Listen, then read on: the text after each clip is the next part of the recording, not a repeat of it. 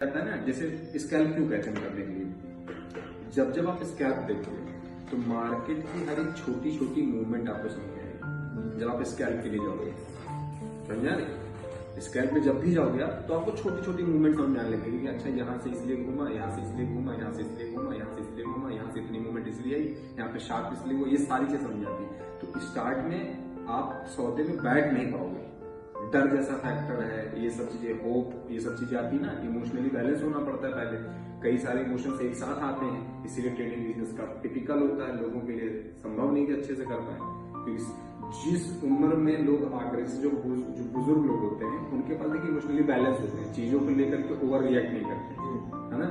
तो वो लोग जब इस बिजनेस में आते हैं, जब उनको एक लाइन मिल जाती है तो वो उसी लाइन पे स्टेबल रहते हैं। हमारे पास कई सारे ऐसे इमोशंस और ऐसी फीलिंग होती है युवाओं के पास में, जिसको वो कंट्रोल नहीं कर पाता, जिसकी वजह से केवल उसको मार्केट लॉस होता है। उसको पता रहेगा कि हाँ यहाँ से एंट्री बनती है, वो एंट्री करेगा, जैसे उसकी तरफ मूवमेंट होगी बड़ा प्रॉफिट नहीं लेगा, छोटे प्रॉफिट में काट देगा।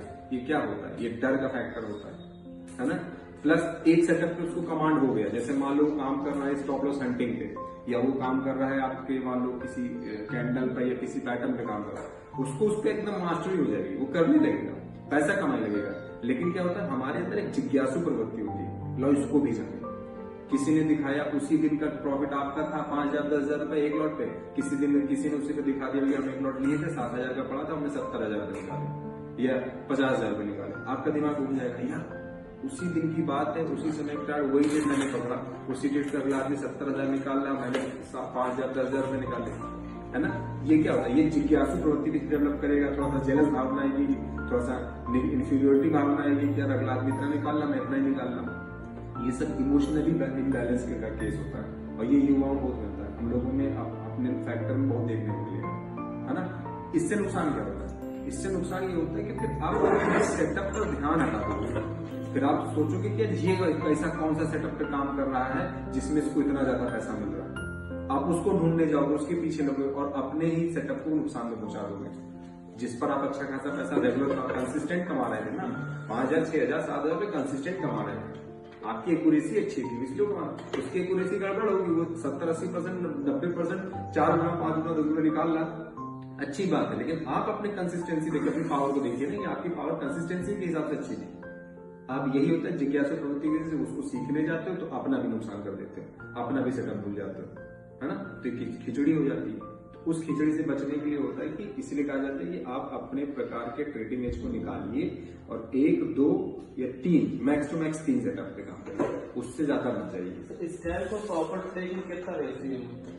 स्कैल्प में आपका 1:1 1:2 1:3 1:4 इन दोनों में कितना रेशियो? मतलब सबसे ज्यादा स्कैल्प तो चला, तो प्रॉफिट रेट तो डेली चला। स्कैल्प में ये होता है कि आपको बड़ा पैसा नहीं बनता, छोटे छोटे पैसे कई बार बनते हैं। और जब प्रॉफिट ट्रेड होता है उसमें क्या होता है कि बड़े पैसे बनते हैं लेकिन कम मिलते हैं। जो प्रॉफिट रेट है जो 33% है, उसी के अंदर ही तो बनेगा। नहीं ऐसा नहीं है, रेंज में बनेगा। बिल्कुल बिल्कुल बिल्कुल।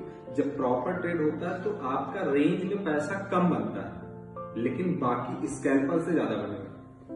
और में अब प्रॉपर ट्रेड में फायदा क्या होता है, बार बार अंदर बाहर ट्रेड में जाना, ट्रेड से बाहर होना, ट्रेड में जाना, ट्रेड से बाहर होना, इससे आपका ब्रोकरेज भी बढ़ रहा होता है, प्लस आपका मानसिक संतुलन भी बिगड़ रहा होता है। इसीलिए मैं कहता हूँ कि स्कैल्प वगैरह 1-2 बार कर लिया, 3 बार कर लिया, बस बहुत है, उससे ज्यादा मत जाओ उसके पीछे। लेकिन आपका माइंडसेट भी वही हो जाएगा ना, चढ़ो उतरो वाला गाड़ी का सिस्टम हो जाएगा, भाई चढ़ो उतरो वाला काम। इससे क्या होता है कि आप कभी भी बड़े मूव नहीं पकड़ पाओगे। स्कैल्पर का माइंडसेट इतना हो जाता है कि वो बड़े मूव नहीं पकड़ पाता, है ना। अब बड़े मूव कौन पकड़ता, जो प्रॉपर ट्रेड में बैठा हुआ इत्मीनान से समझ रहा है अच्छा ठीक, वो एक बार एंट्री करेगा, सीधा बॉटम से उठाएगा तब टॉप पे ले जाकर के छोड़ देगा, वो प्रॉपर ट्रेडर हो जाता है। अब उसका क्या, एक ही बार में पैसा 5 गुना 6 गुना हो गया, और इसको 5-6 गुना करने के पहले उसने ब्रोकरेज इतना दिया, इतनी बार चढ़ा उतरा, मानसिक रूप से उतना ज्यादा स्ट्रेस में आ गया उस चीज को लेकर के, उसमें लॉस हो गया, बड़ा लॉस हो गया, छोटा लॉस हो गया, उसी में फंस के रह जाता है। तो स्कैल्पर पैसा बनाते हैं जब वो पर्टिकुलर एक सेटअप पे काम करते हैं, एक स्कैल्प में एक सेटअप बना ले, बस काम करें, सिर्फ उसी को मैं मास्टरी कर ज्यादा बेटर। जैसे प्रॉफिट रेट एक तो आप पीआरएस बता रहे हो, हाँ, तीनों चीज के, चाहे आप स्कैल्प पे जैसे कोई भी ट्रेड करिए, आपको याद रखिए कि आपको 1-2 सेटअप के अलावा तीसरे मन नहीं जाना। अब उस पर इतना कमांड कर लो कि उससे अच्छा, आपसे अच्छा कोई ना कर पाए। आप प्रॉफिट और लॉस चलेगा। दोनों हमें पता होना चाहिए। बिल्कुल। परसेंट है, हाँ। परसेंट है, हाँ, कहाँ हर जाना एक है। सेटअप पे देखो, मैं जैसे कोई पूछता है, आप जैसे पूछ रहे थे कि सर सेटअप पे स्टॉप लॉस वगैरह का क्या प्लान होना चाहिए, तो मैं यही कहता हूँ कि कोई भी सेटअप आप उठाओ तो उसमें सबसे पहले ये पॉइंट आउट करो अपने आप को लेकर के कि मैं क्या इसका स्टॉप लॉस ले सकता हूँ कि नहीं। आप जैसे कोई पैटर्न का ट्रेड कर रहा है, कोई डब्ल्यू पैटर्न कर रहा है, कोई फ्लैग पैटर्न कर रहा है, कोई किसी दो पैटर्न को कर रहा है, अब पैटर्न का स्टॉप लॉस बड़ा होता है और कैंडल का स्टॉप लॉस छोटा होता है।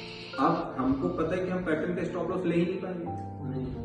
है ना, तो फिर पैटर्न के स्टॉप पैटर्न से जाना क्यों, हम कैंडल के पीछे जाएंगे, कैंडल के पीछे वही होता है। है कि नहीं। तो सेटअप सबका एक एक निकालिए और हर एक सेटअप पर एक एक कोई भी पार्ट पकड़िए कि हमको ये ट्रेड करना है और उस पर लगातार कम से कम 100 ट्रेड करिए, 100 105 ट्रेड, और उसका उसकी एक्यूरेसी देख लो कितनी क्या चल रही है।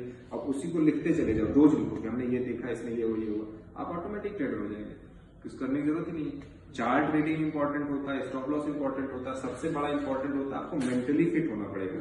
मेंटली फिट होने का मतलब होगा कि आपके अंदर इमोशनल फैक्टर नहीं होने चाहिए, बिल्कुल। है ना।